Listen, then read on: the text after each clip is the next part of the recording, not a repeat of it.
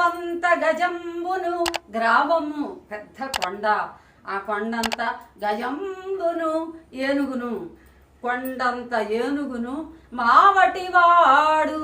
మావటివాడు అంటే ఏనుగులు నడిపే వాళ్ళని మావటివాళ్ళు అంటారు.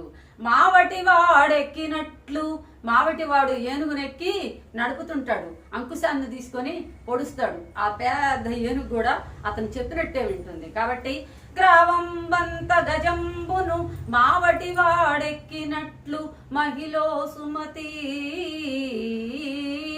కాబట్టి ఈ భూమి మీద తెలివైన వాడా, ఈ భూమి మీద ఎవరు తెలివైన వాళ్ళు, ఎవరు బలవంతులు అంటే కేవలం శారీరకంగా బలం ఉన్నవాడే బలవంతుడు కాదు.